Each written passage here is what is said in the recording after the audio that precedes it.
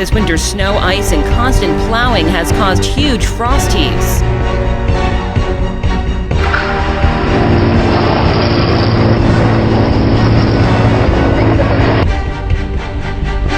The total eclipse will only be visible in parts of Norway and the Faroe Islands.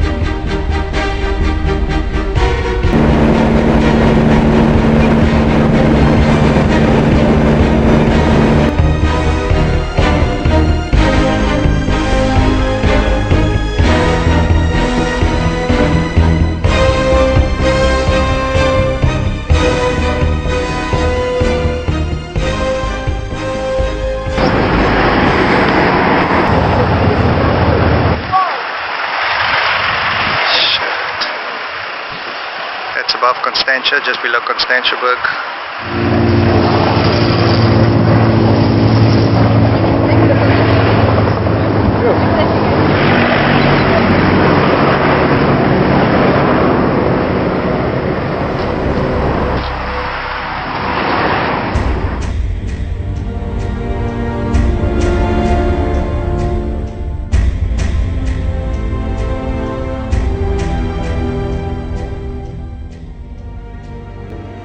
On March 20th, 2015, there will be a total eclipse of the sun. Our moon will pass directly in front of the star in our solar system, blocking out its light entirely.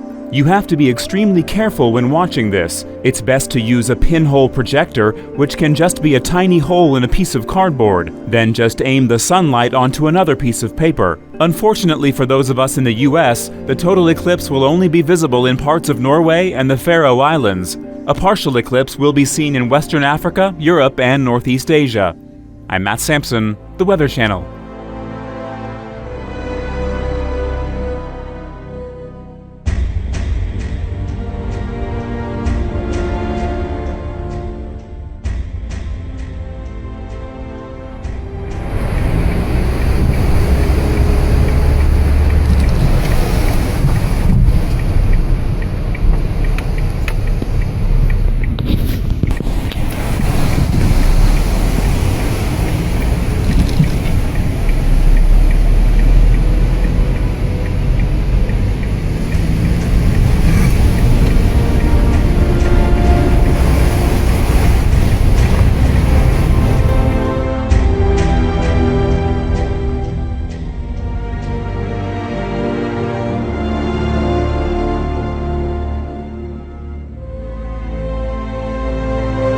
We were circling New York City because of the weather conditions. The pilots had announced that with the snow and the ice that we were delayed in landing, and then we were given clearance to land. And as soon as we landed, we felt the wheels hit the runway, and we did not feel the wheels take traction, and we started to skid.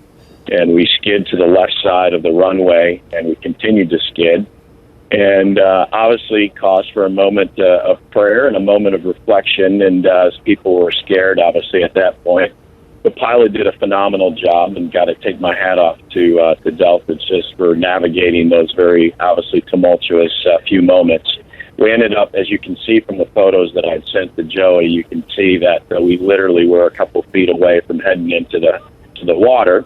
And I had a friend that was actually part of the Hudson River crash several years ago, and as we were getting closer and closer to the water, I just kept going back to that moment in time, and I'm just extremely grateful, obviously, to be alive, and grateful for everyone from Delta and all of the emergency folks. They got us off the plane, and we had to go down the side and obviously kind of slide off the side of the plane. We were standing in the snow for a few minutes while they were getting all the buses and the emergency workers there. There were a few of the ladies that were pregnant. We had them and the kids get on the first few buses, and then obviously the men followed suit. They made sure that all of our luggage stayed on the plane. So it was just basically our phones and our wallets that we could take with us. How long were you skidding? Because that's a pretty fearful few seconds or whatever it was. Yeah, no, it was probably, if I had to guess, probably close to 20 seconds from the point of the initial skid, within 2 seconds of the wheels touching down on the runway, to the stop of the actual airplane stopping where it stopped with its nose hanging out outside of the fence area. Were people on the plane, were they totally silent, or were there some people who were obviously concerned? What was the mood in the aircraft? Based on what you could tell, you were obviously up front. Yeah, no, it was mixed. There were people that were calm. There were people that were praying. There were people that obviously were frantic. There were people that were crying. There were people that. So there was a mixed array of emotions, and it's obviously causes one to pause and reflect, and causes one to remember what life is all about and who's most important, and obviously the relationships with God and family and friends are most important. So it makes you grateful for all of that.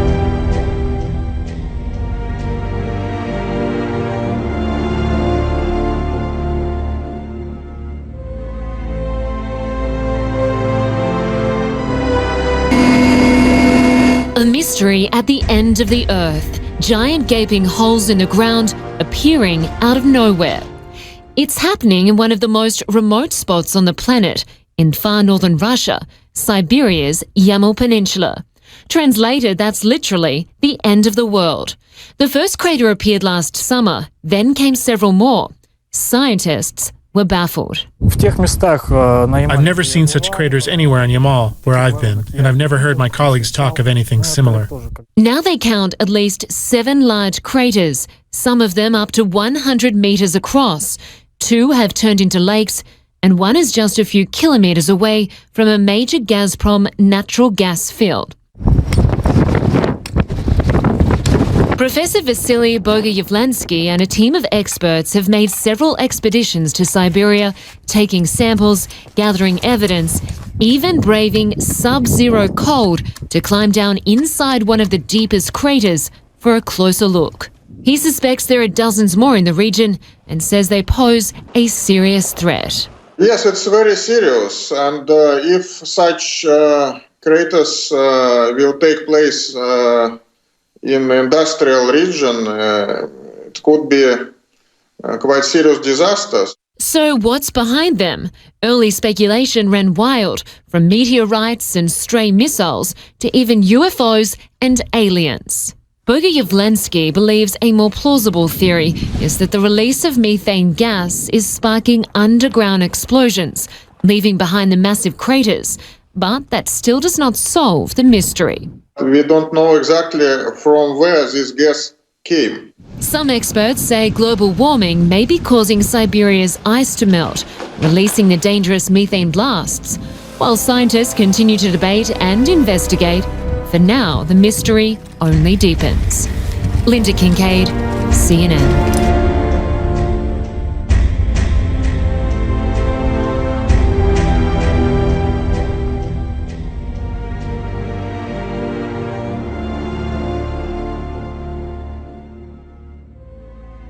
The World Health Organization says it will soon begin large-scale testing of an experimental Ebola vaccine.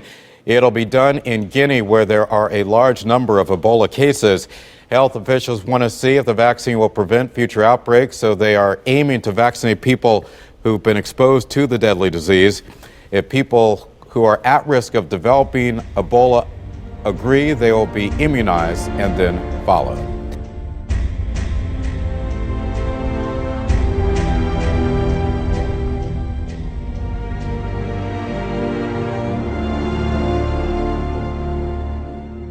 Chris Papst is live at Reagan National. He's got a look at the latest numbers there. Chris, what's the word? Fully on, Allison. On an average day here at Reagan National Airport, there's about 850 flights that go in and out of here. But today, 520 of them have already been canceled. And, of course, the day is not over. Another 100 have been delayed. But if you look behind me here, there is some evidence that some more planes will be leaving here fairly shortly. The runway is technically open. It's not closed at the moment officially, although we haven't seen a plane going in or coming out of here in quite some time.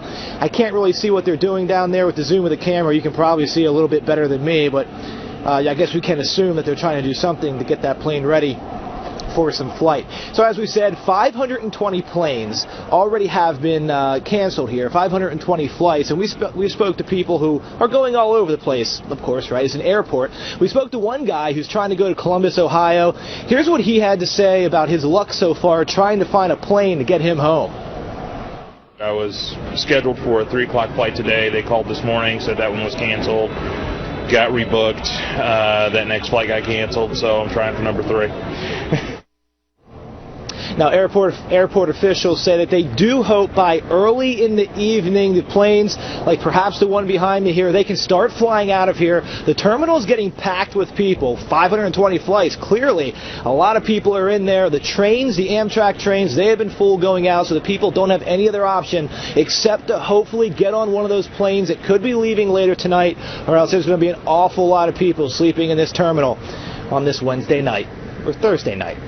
Live at Reagan National Airport, Chris Pabst, ABC 7 News. It's going to feel a lot longer than Wednesday, Thursday, and Friday. Yeah, the days are running together. Exactly. All right, Chris.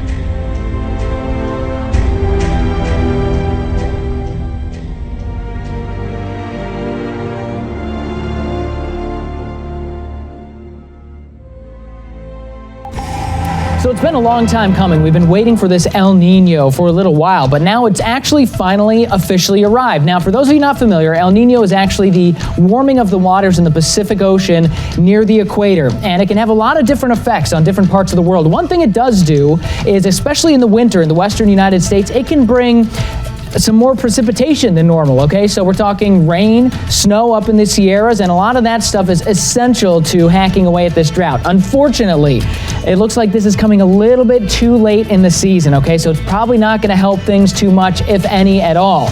Really need more snow. We need that snowpack, and really the time for that has kind of passed. So it looks like the drought's gonna be pretty much extended here for a little while.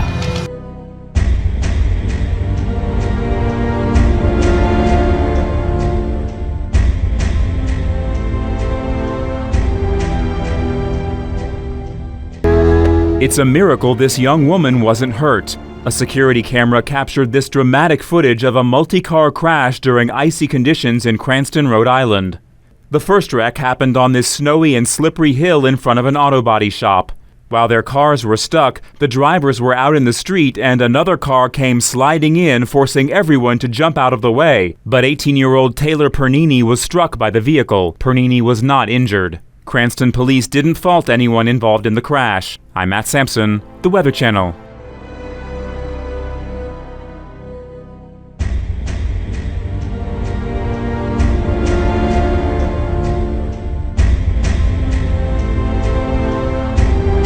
Who's that? Somebody says that they'll be on organizations. It's going to end. I don't. Well, it's. They pulled away like the other one. The whole train is sitting there. Really? They didn't pull away like.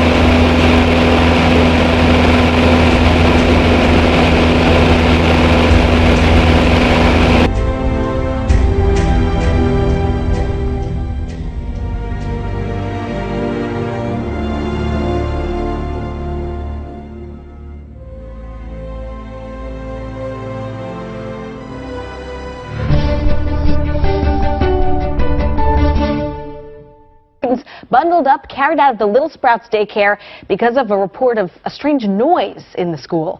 The children are waiting on buses until their parents arrive.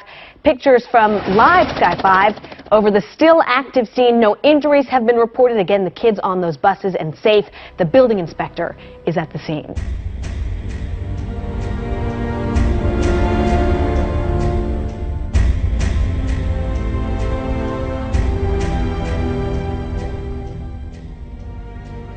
And right now we're learning more about an emergency closure near Buckley Air Force Base in Aurora. 6th Avenue is shut down right now at the gate after an employee who had made threats showed up at the base. A Buckley spokesman tells us a commissary employee had been previously flagged for making some sort of threat.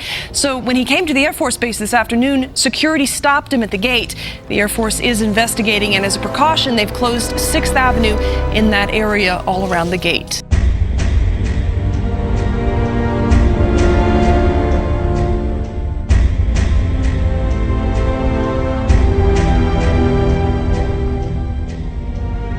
Let's bring you a developing story out of Mali. A United Nations peacekeeper and 2 civilians have been killed in an attack on a UN base.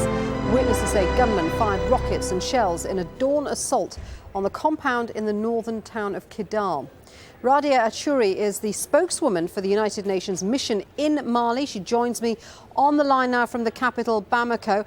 First of all, can you give us an update on what exactly happened with this UN base and the attack that was carried out at dawn? Well, thank you very much. What happened is a terrorist attack of a very complex nature, in the sense that they used mortars and shells, and they attacked from 2 different points.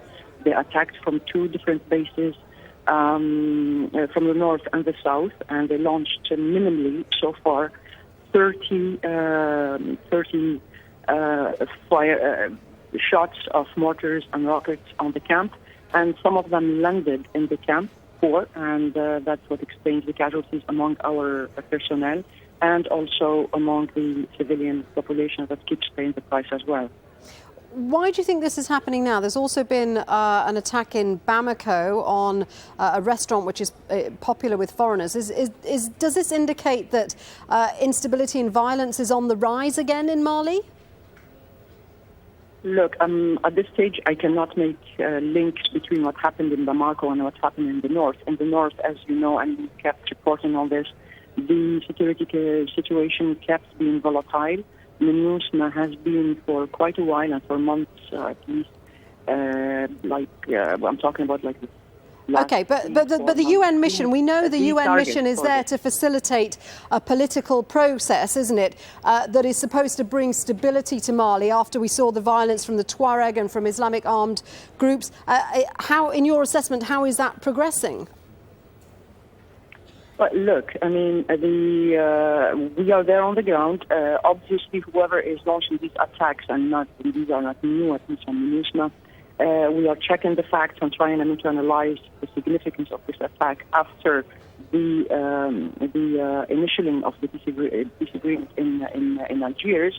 However, obviously, the violence of any sort, be it directed at us or directed at any other actor on the ground, particularly the government forces, is not conducive, definitely, and doesn't help making the prospect of a peaceful settlement on the ground and providing security on the ground any easier. So obviously these attacks, definitely what I can tell you, are attacks that are part of an attempt, deliberate attempt to abort any progress on the ground to make the security conditions stable and to provide the necessary environment for any peace settlement to take hold on the ground.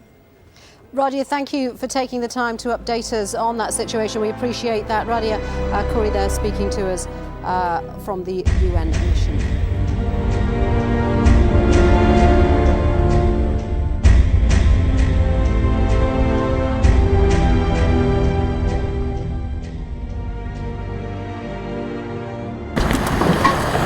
Welcome to Dwinell Street in West Roxbury, Massachusetts.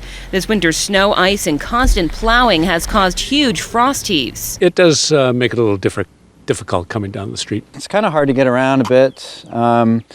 The one benefit is people slow down actually on the road. And if they don't slow down? People more or less with lowered, again, normal cars, you hear them bottom out. You You hear a lot of scraping. So what is the city doing about it? A representative from the mayor's office said a crew will be going to Dunell Street on Monday to assess the situation. But an expert we talked to said this is no easy fix. What do you think the city of Boston's going to have to do to fix that? That's going to have to completely come out. That's not a pothole. That's going to have to be a redo. They'll have to reclaim it and redo the asphalt completely. There's a lot of roads like that. John Baldessaro has been fixing potholes for over 40 years. He said this winter is the worst he's ever seen, and this week's brief warm-up won't help. It's going to be bad. The worst is yet to come. He said the potential for melting and refreezing will tear up the roads more, leading to a bumpy ride for both drivers and DPW crews well into the summer.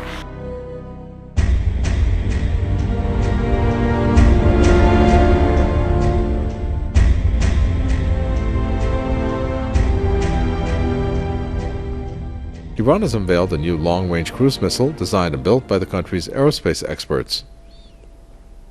The Sumar cruise missile is very different from our previous products, especially in terms of range and pinpoint accuracy. Brigadier General Dehan said that the Sumar land-to-land missile can destroy various types of targets due to its tactical capacities, sustainability, and radar-evading features. He added that Iran plans to promote the range, precision, and destructive power of its missiles in the upgraded versions. Iran has made great achievements in its defense sector in recent years and has reached self-sufficiency in producing essential military equipment. Tehran insists that the country's defense doctrine is entirely based on deterrence.